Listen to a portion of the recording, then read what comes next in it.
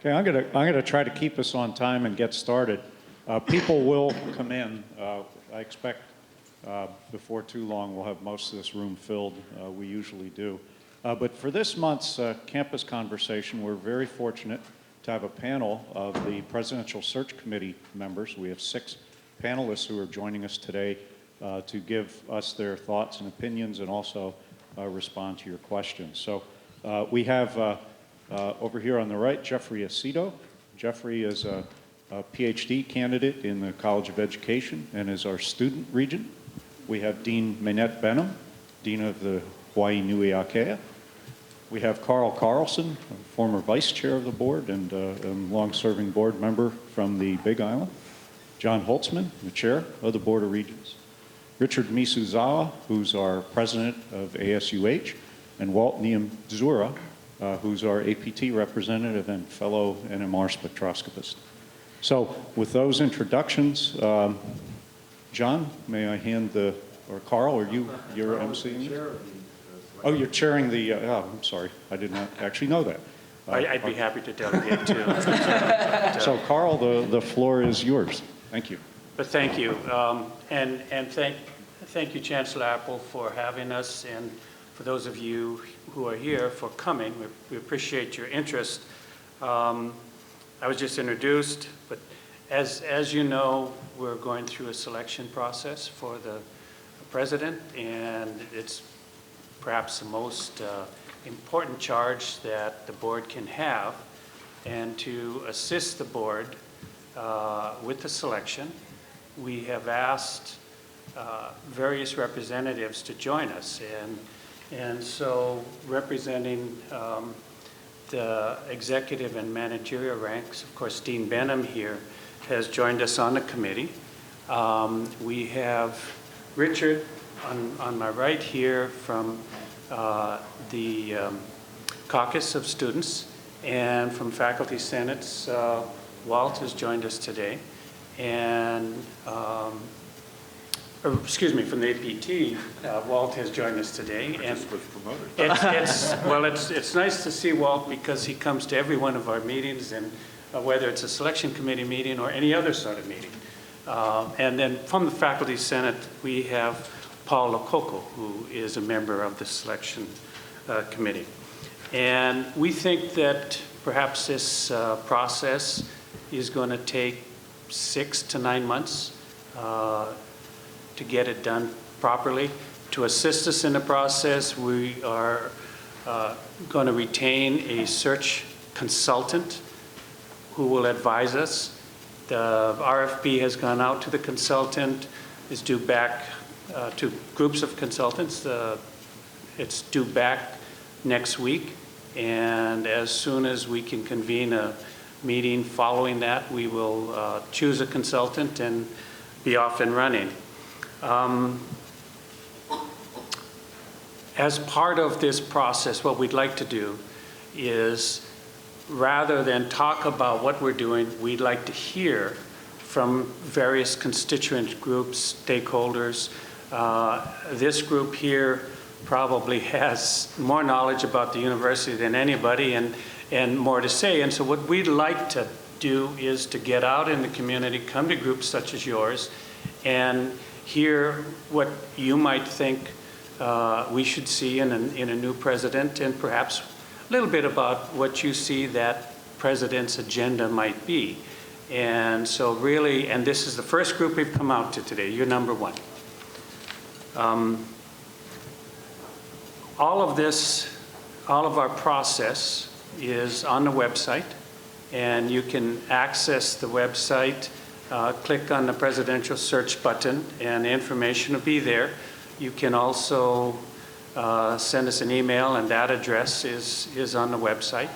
I believe we have some low-tech information.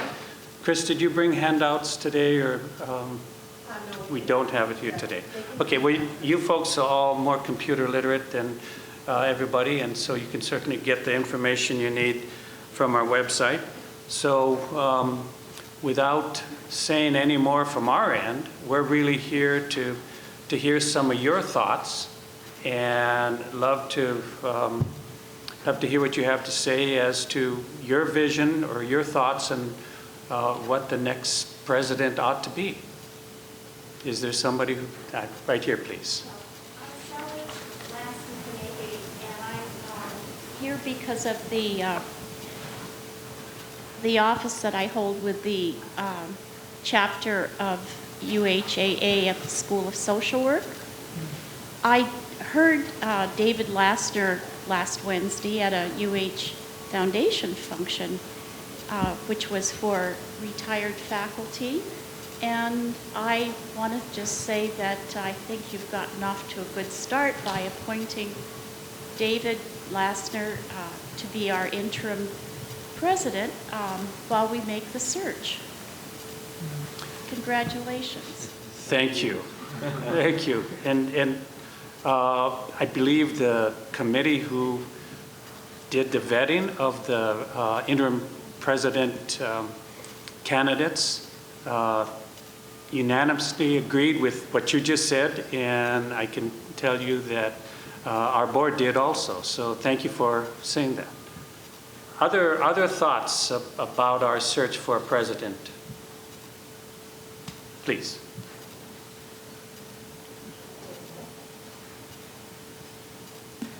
Aloha. I had a question with regard to how we approach our selection. One of the characteristics I'd like to see us reflect in our search for our new president is to reflect collaboration by difference. Are you familiar with that concept? Actually, Kathy Davidson out of Duke University did a really nice article at Harvard Business Review, of which she says that in order to prevent groupthink, which is so easily to be done on an island, which facilitates stagnation and also stifling and actually thwarts true innovation, that we should develop some kind of component in our system, in our selection process, that would be able to actually capture the voice of the dissident, the voice of the non-expert, the outlaw, the renegade, the oddball, if you will, because that is where we truly hear the voice of innovation, and I'd like to be able to hear that, particularly if we use, the democratic process of accepting, airing our differences, and also being able to hear the non-expert speak. I think that's where we're going to hear a little bit of change. And last but not least, being able to also, in our process, have somebody that's actually designated to see or to say what we're missing in our evaluation process. So that everyone is actually listening and actively involved in listening, and to actually have somebody that's designated to say, okay, this is what we're doing, but we're missing something, and what is that? So I'd like to see more collaboration by difference in our selection process. Thank you. Other thoughts? We have one back here.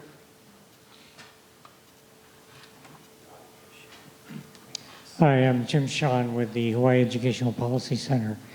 At your meeting at the medical school, when you did kind of a workshop run by Randy Moore, and you passed out the old criteria, which had values and visions and details, it was pretty clear that some regents really felt that a president should be dealing with athletics, that a president should take responsibility for good teaching, and the roles and responsibilities of a president versus a chancellor versus a dean, whatever, seem to be very mixed in that early criteria.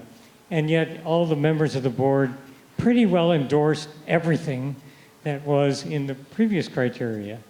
And so my question to you is, have you kind of pondered what a UH president does versus everybody else.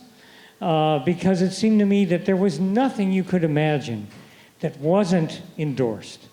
And if you don't sort of know what you're not going to be doing, how do you know what you are going to be doing? And that relates to international, national leadership and whatnot. It relates to manager versus, visionary. So, have you kind of teased out collectively what is the role of a president as opposed to the role of a chancellor or a provost or others? So why don't you tell us some of your ideas on the role of the president as opposed to a chancellor? I'd be interested in hearing about that. I'm serious. Please. Well, I guess maybe it's a short list of nots. Okay. I don't think the president deals with the football team. I don't think the president is responsible for good teaching in a particular department. But what I also hear is we need to get our house in order and to create management, good management. What is actually true, though, is that a president has a team. And some members of that team are the managers and the communicators internally and a wide variety of others. A president is not everything. And unless if you think about that team, that you want a president with a very solid team that's going to speak to many of these kind of overlapping goals, I think it's going to be very difficult. You'll be saying, well, this candidate has these qualities and this candidate has those qualities. How do we weigh them when you're really looking for a team? And whether or not that team is just left up to whoever wins the contest versus that very clear goal that's coming through in many regions. Good management. Do you have a position that's going to be the executive director that is going to be part of that? That to me is one of the dilemmas of leadership that I hear regents and others talking about is that it's not one thing, but clearly a president is a multi-campus president, and the university is clearly has a national and an international role even beyond its leadership in the state of Hawaii. So, without going any further, it's what you want, what you don't want as well.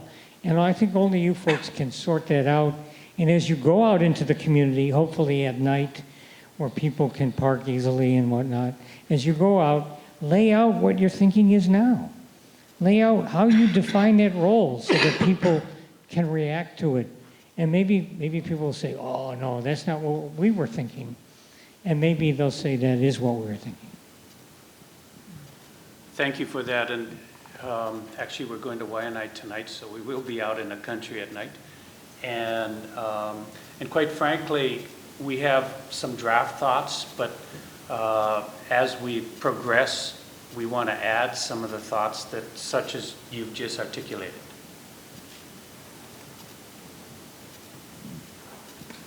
I won't monopolize this. I agree with the young lady about having a sense of diversity. I agree with the gentleman over here about having good management skills and being able to relate to an international world. But I also think it's important to have somebody like David McLean, like David Lassner, who can articulate the sense of place here and who has some awareness of the issues of indigenous populations in the Pacific. And Maynette, I'm glad that you're here. Thank you for coming. You can articulate this better than I. Anyway, those are some of my thoughts. Thank you. Perhaps what we might do, we did get some by email. And Minette, would you like to? We're sharing. I'll give you one. Switch. Either one.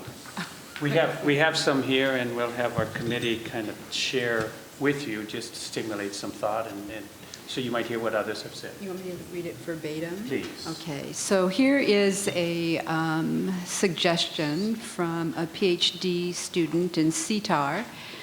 How can we find a president who will revitalize the land grant aspect of the university and help make the university even more effective in moving the state towards greater energy and food sustainability? How can we turn the university into a regional and global center for this type of work, which will be facing island nations around the world in the coming decades? So focused on issues of sustainability. That certainly is a topic of interest, and of course, this being from Manoa and CETAR. Jeff, do you want to?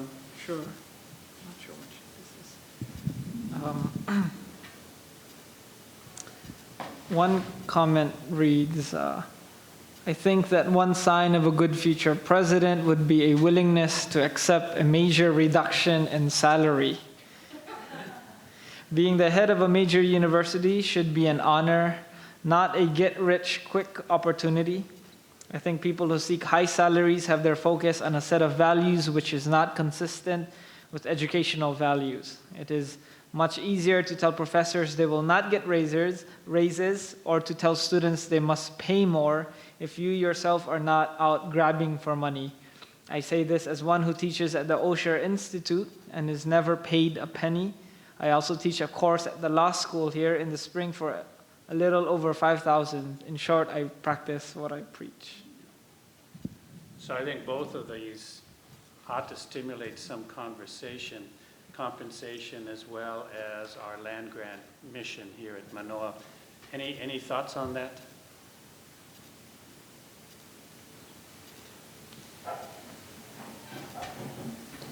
Hi, my name is Brett Palopoulos Meredith. I'm a grad student and the Employment and Compensation Chair for the Graduate Student Organization.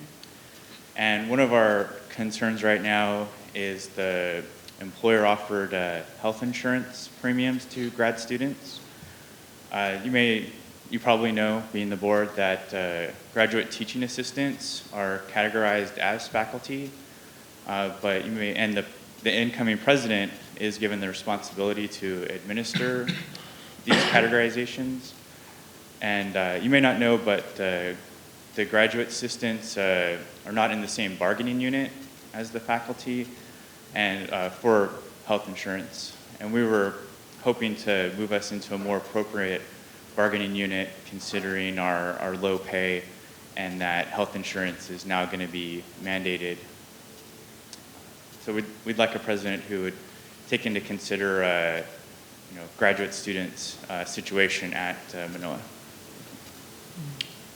Thank you, and I think this gets to a comment that someone spoke earlier about it, having a president who is, let me use the word, great manager, who in turn would have a chancellor who the grad students work for, who would be able to address that. So I guess what you're speaking to is to make sure that part of the president's job is to be a great manager and to surround his or herself with a very strong team who you feel would address that sort of concern. Hi. Please. I'm Monica Stittberg, Assessment Office. I think the comment about the land grant university actually is more what I would like to see our Chancellor Apple deal with, because it's very specific to this campus. And I agree that the president should be dealing with more system issues, not department level, one campus, really specific one campus issues. So I really hope that the president will support the chancellors, will support the administrative teams and the faculty at each campus not think that they're running an individual campus. And as one other thing, I would really like a president who values students. I was disappointed in the message from the previous president, who seemed to continually focus on just increasing Manoa's research, which I want. I don't think there's nothing wrong with that, but I would have preferred equal attention to Manoa students, not just faculty seeking external funding. Or system-wide students. Thank you. Anyone else with some thoughts? Or we have some other emails that we could read. Please.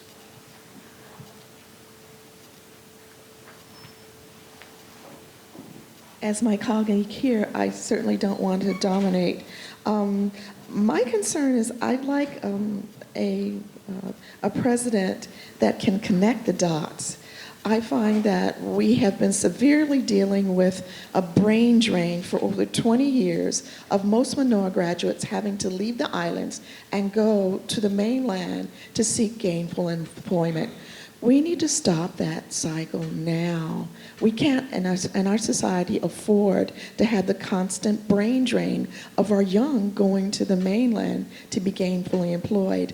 I'd like a president who can connect the dots with business, that can be an innovator and a spearheader, that would be able to create new industry, that would be able, perhaps through research, perhaps through various dimensions, but making that connection with business and making that connection with our legislatures so that we can anticipate future growth, that we can spearhead things that will revitalize not only our economy. You know, one of the best ways to promote a president is to have a population of students who have jobs and who are working, and who are alumni who can pay taxes, who can give you that $2,000, $3,000, $5,000 check when you ask for it, and give it with much aloha. But that can't be done if we're not employed, and there needs to be somebody that connects the dots with industry, with Scheidler Business School, with what's happening at the East-West Center.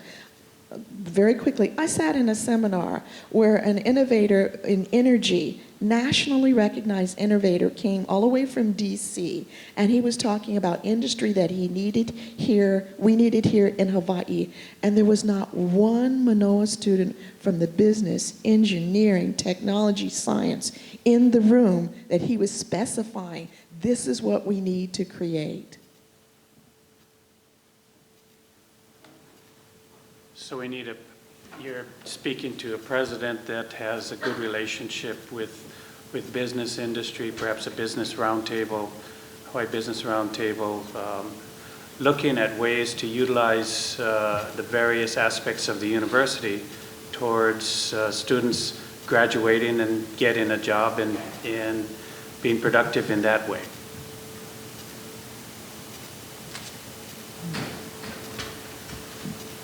I'd like to thank you for speaking up about the president's role as being one of looking at the well-being of the entire university system.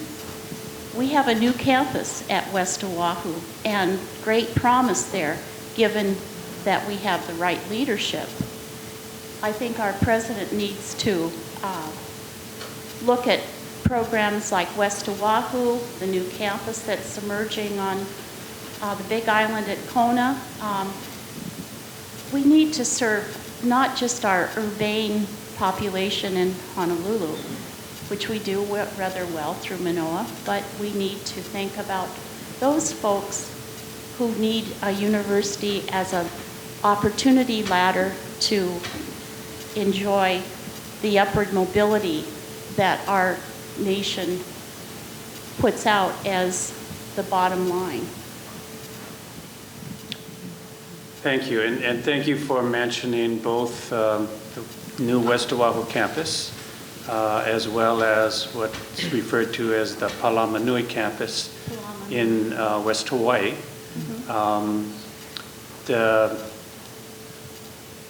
West Oahu campus, I think actually program out there has been going for perhaps 30-some years, but now they have their physical plant. And when the university did a while ago, did the strategic plan, one of the things that was determined at that time that the most underserved area in the state for higher education was out in West Oahu. And the second most underserved area was West Hawaii. So you've just identified two campuses that perhaps the university system has done it right with. I'd like to speak briefly about CTAR too. CTAR is known as one of the best colleges of tropical agriculture on the globe. And we have done a terrific job. That's a very strong arm of our university. They helped to develop an international seed industry that's incredible. Some of you might like to watch a program coming on PBS called Seeds of Hope about the need to develop agriculture where we lost former agricultural lands in Hawaii to address the immediate needs of food in our state and the Pacific. We could be a garden for some of the Pacific if the land use was properly managed. Thank you. Richard, would you like to? Oh, I'm sorry. Okay, Please. no worries. I'll try to be quick. Aloha, my name is John Sweeney. I'm a PhD candidate in the Department of Political Science, where I serve as a graduate assistant. I'm also the advocacy chair for the GSO. I just wanted to echo my colleagues' comments about the plight of graduate students and actually take this opportunity to applaud the Chancellor, who's been a champion for us here, try to really have an open door policy and has done many things. Obviously, there's lots more work to do.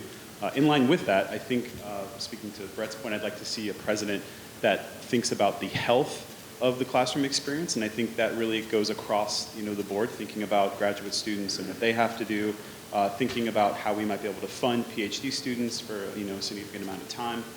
And then along with that, I think that really relates to, at least from my perspective, I think what is the most critical aspect of any future president of this university, and that is moving away from a discourse on sustainability and thinking about resiliency. So whether it's Fukushima or Syria, we live in really uncertain times, and we need to think critically about how we can be resilient in the face of uncertainty and radical change. And I think that means we have to ask really hard questions about our dependency on hospitality and tourism, whether it's sequestrations or the whims of people coming from the West Coast. What do we do to not just be this sort of place that 80 cents out of every dollar goes back to the mainland or wherever, right? How do we actually cultivate a local economy? How do we have UH really, and I think the point about innovation was that, how do we become the leader again and really speak to that? So one of the things that we're trying to do, and we'd love to see the board and the future president buy into this, is to divest UH and the foundation's money from going to big oil. We invest part of our resources in private oil and gas. We'd like to see the university, as part of its commitment to sustainability, move those funds away from that. And so again, from my perspective, I'd like to see a UH president committed to tenets of sustainability, and then even go beyond that to think about what it means to be resilient into an uncertain future. Thanks. Thank you. Richard, would you like to read the? Yeah.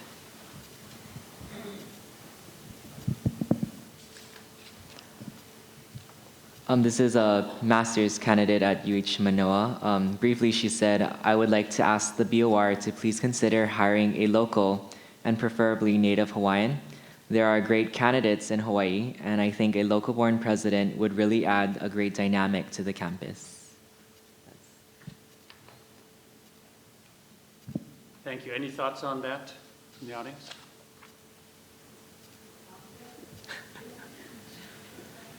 I'll admit we've heard that. Not necessarily in these listening tours, because this is our first one, but just as a board member and having people speak to us individually or collectively, we've heard similar thoughts. Walt, please. It's a rather long essay, but I'll see if I can get through it. Ian Cook, a professor from biology, wrote, it is respectfully suggested that a member or representative of the committee visit the current place of employment for each candidate on the final shortlist and incognito to gather impressions face-to-face with people who are working with or under the candidate. It might thus be possible to collect informal and unfiltered evaluations more realistic and complete than those available from formal letters of reference. Experience following the previous selections demonstrate that screening methods applied in the last 3 or 4 searches failed to provide a well-rounded and complete characterization of the persons chosen. This resulted in significant intellectual, reputational, and financial costs to the university. That'll be fun. I will say in the last search, and typically what's done in searches is that you end up interviewing as many people as you can.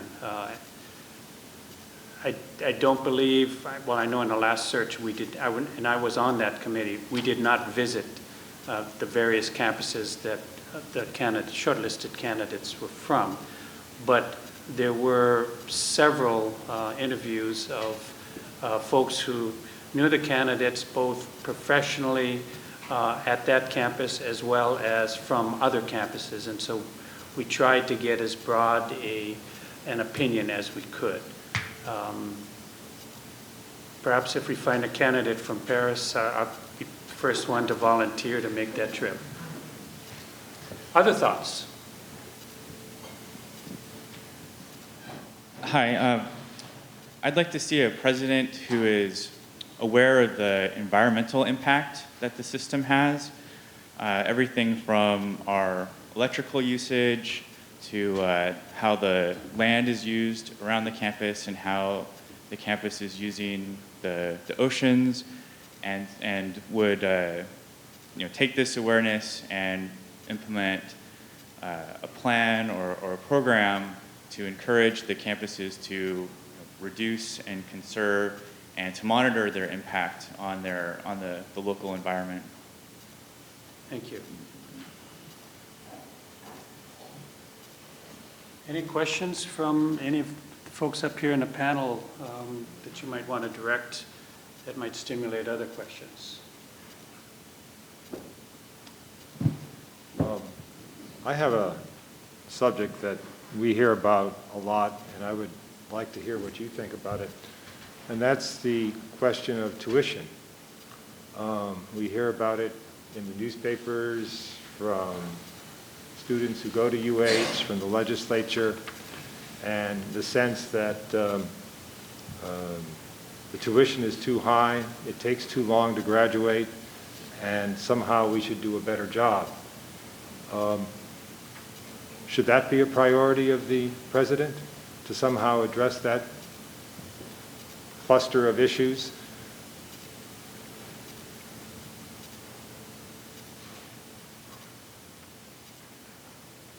Does that mean no? I don't want to put our panel on any exposure, but Richard, I'm pretty sure the student caucus may have some thoughts and has expressed some thoughts on that. But what you might do is say what your position has been on this, and that may get a response. Do you want me to go first, or no? Okay. The student caucus actually hasn't come together to have a discussion on tuition specifically, but from what I've been feeling from not only my Senate, but from the caucus, is that yes, it's too high, but I think we first need to have a conversation between not only the students and the UH admin, but I think another body that should be involved is the state legislature.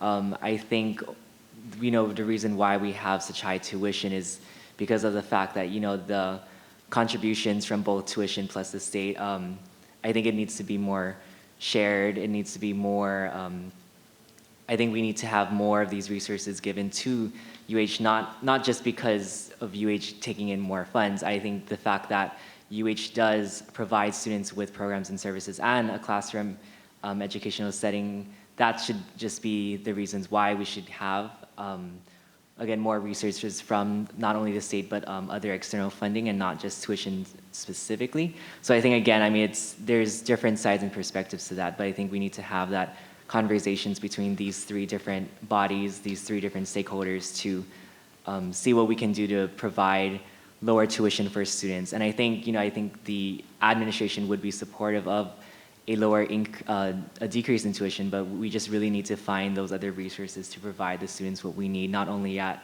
our research campus, but the 10 campuses within the system. So. Yeah, I would just add to that one of the concerns that GSO has is how do we develop and really then sustain a fluid and transparent budgeting process, which we don't seem to have. So the whole discourse about tuition seems to me to be a result, not the cause, as it were, of issues as to how we develop a budget, what that budget means at the campus level versus system level, and then how we actually create something that works for everyone. So whether it's Manoa funds being diverted here, right, or rearranging this and that, I think ultimately that if we have a president who's committed to finalizing a process that works for everyone, and I think to speak to Richard's point, having all those stakeholders in the room at the table, I really think is again, would then make hopefully the point and the question moot, right?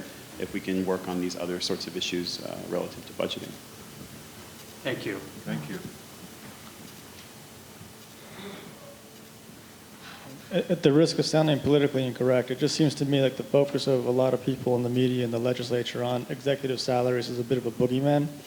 I mean, it could be an issue, but I mean, I think if you actually look at the amount that the subsidy has gone down over the past 5 years from the legislature and divide it by 16,000, you're going to get a number around 3,000 or 4,000. I don't know exactly what it is, and that's most of the tuition hike. And even if you were to like cut, executive salaries by say 20, 30%, it's not going to do anything. You might save like, $20, $100 in tuition. So, and also, the other thing you need to consider is, again, I'm an economist, so forgive me, but if you pay people more money, you get better people. I mean, so if you want to pay somebody $100,000, you're not going to get a good person in it. I mean, we have a competitive market, and we need to attract talent. So I think what's important is that the incoming president knows how, and this hasn't always been the case, work with the legislature to make sure that the budget doesn't get axed again.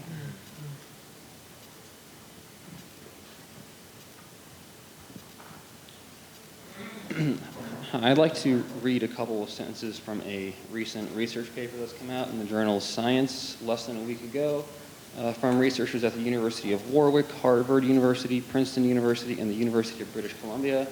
It's titled, "Poverty Impedes Cognitive Function." So the human cognitive system has limited capacity. Preoccupations with pressing budgetary concerns leave fewer cognitive resources available to guide choice and action.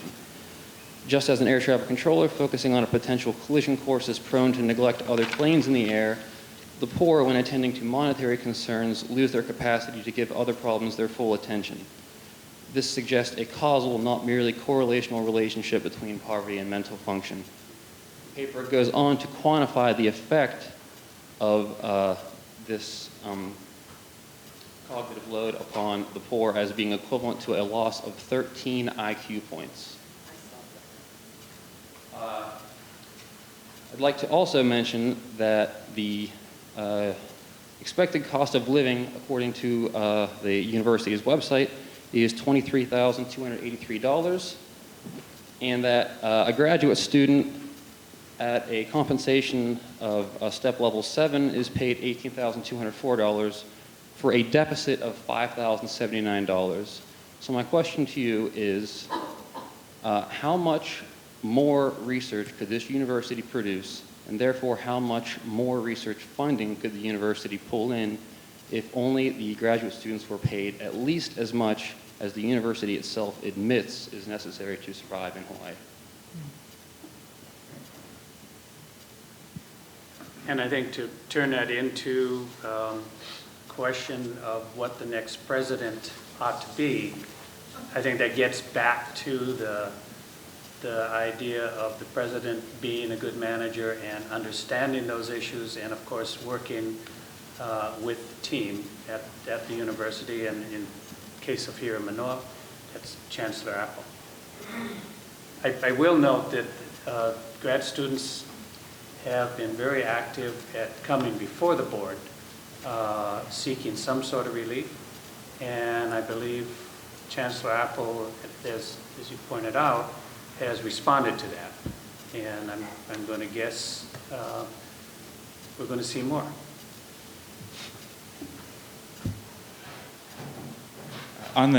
Back to the issue of tuition, I would like to echo the sentiments of finding a president who's familiar with working with legislators, but I also would like you to consider a president who's familiar with fundraising.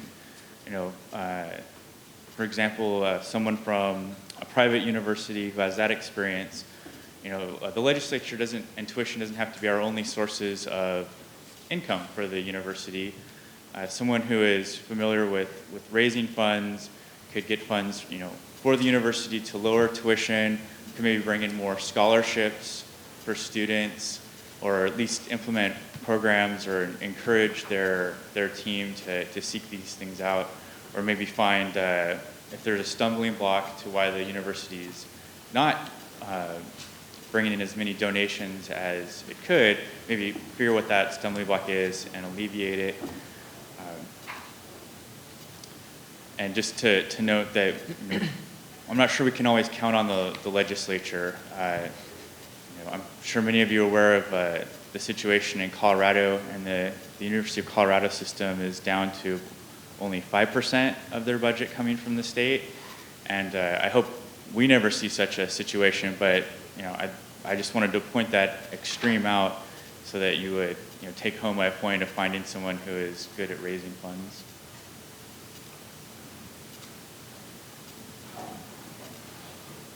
We have someone here in front again. Forgive me.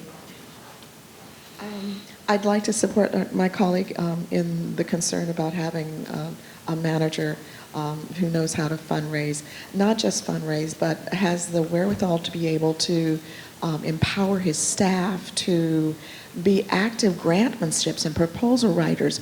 As I understand, a couple of years ago, we lost out on major monies we lost simply because we weren't able to hit the deadlines and to hit the targets that we were supposed to have had, even though we had prior warning. And it doesn't just come down to an individual, nor does it come down to a small group of team. I think we should have a personality that all of us are within the realm of potentially seeking and looking to find funds. When you reflect on some of the best schools in the United States and how they were able to overcome with the challenges of constantly looking for funds, they not only empowered the professionals who did it 9 to 5, but they also empowered the parents who were working at selected companies and corporations, the grandparents who were working at selected corporations and companies to be able to look for those monies and to be able to share with people, you know, X amount of monies are available. And also to do partnership. Based on some of our volunteer work of our parents and our grandparents who support our students here at UH Manoa, there are active monies that are available just because they do volunteer work at X university or an X amount of time and all those kinds of things. And those funds can be matched and shared. I think we need to empower not just a selected president and his team, but we should have the mentality that is within all of our realm and our capacity to be able to seek funds and write for funds. Another thing that I'll even mention is even in our curriculum development, how many of our programs that when we look for our master's programs, our doctoral programs, do we have within our curriculum the requirement to know how to write grants and proposals? Most of our programs here, in terms of curriculum-wise, don't even have that as a component for, you know, you can be the most fantastic educator, the most fantastic nuclear physicist, but if you can't find the juice, if you can't find the gravy, how effective are you? Thank you. Dean Benham, do you? So there are conversations going on about whether or not this should be someone who has administrative leadership background or someone who does not. Is there anyone who has a thought about someone who's coming from an academic background versus someone who is not coming from an academic background? Does it make a difference? And if it does, how does it make a difference? And if it doesn't, why doesn't it make a difference?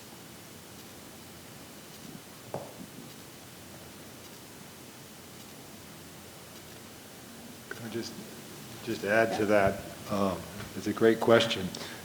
In our last search, we stipulated at the very beginning that we wanted a president with, I think the quote was, superb academic credentials with a national reputation. And of course, President Greenwood absolutely filled that bill. But it's a great question. Should that be a litmus test, or should we, or is the managerial one really the litmus test? Look at what the University of California just did with. No, Jeanette Napolitano. Janet. Was a long-standing person there with exceptions there.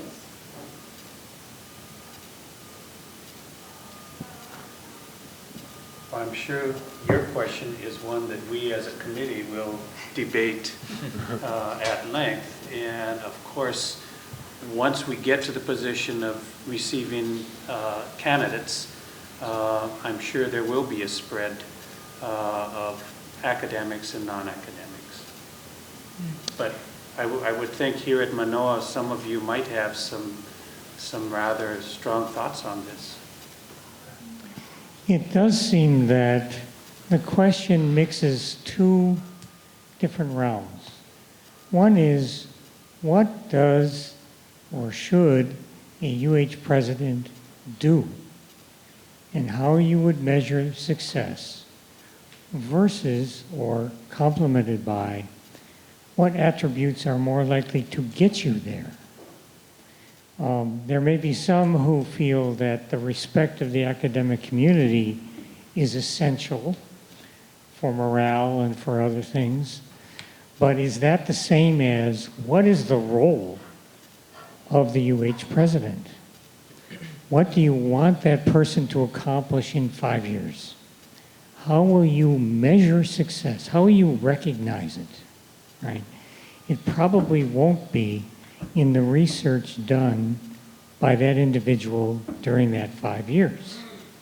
It may inform them, they may be oriented towards certain things, but they are a systems president, and I again am concerned that you folks on the board as a whole, haven't sort of articulated, yes, before you even go out, some sense of define that role in a way that also suggests what they might not be spending their time on. Someone mentioned fundraising. That would be one sort of thing that the president and their team might do. But the credential, the resume, is perhaps less important than what do we want and how will this person accomplish it? And then there might be a whole variety of people that might rise to the top as someone who could do that. But what is that?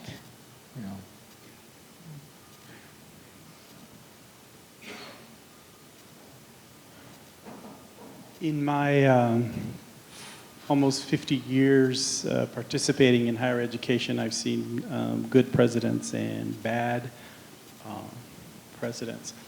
And I wanted to urge the group to consider that a great president would have a combination of skills.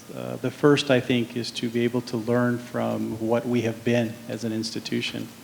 The second is to be able to assess where we are as an institution. And the third, equally important, is to imagine where we will be as an institution. And it takes different skills for the person to be good at each of those. But I would put a premium at someone's ability to imagine where we will be and then lead us there, in part because that person will need to be able to help us get there. They will also have to give us a path to get there, and in some cases get us there in spite of ourselves. And it's that last part that most people have had difficulty with, but yet it's the most important, because as we reflect on great presidencies that in the United States and other countries, it's that last ability that has created great presidencies and then great institutions. And because of our aspirations, I would ask the group to make sure that they assess the person in those areas. There's going to be always the pressures of the immediacy of don't hire anybody like the last person or the person before or other kinds of things. But as a great institution, we have to be able to select a great leader that's worthy of the greatness that we aspire to. So I would coin a phrase, an ability to futurize. The person has to have that ability. That takes assessment skills, that takes communication skills, that takes being hopeful, and maybe even a little faithful, that is, have faith in the possibilities. So I don't want to, because of the issues that are going on now, I want to make sure the group looks 10 and 15 years into the future in assessing the abilities of the person that's going to come, because that's going to be the test. Not this legislature, not this group of students, not this faculty, but the faculty to come, the students to come, and the legislatures to come. And I would put a premium on making sure that the person has those abilities. Thank you. Thank you. Thank you for that.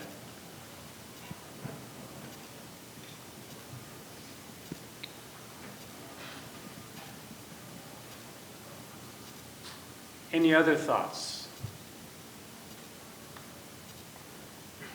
Thoughts from our panel here to provoke questions?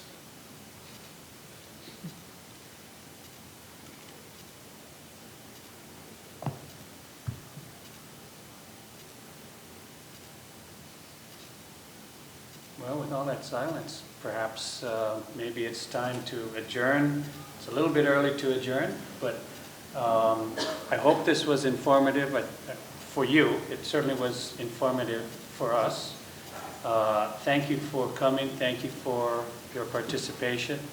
And please, as we go forward, go to the website, follow the website, and you can, again, provide input through the website through email.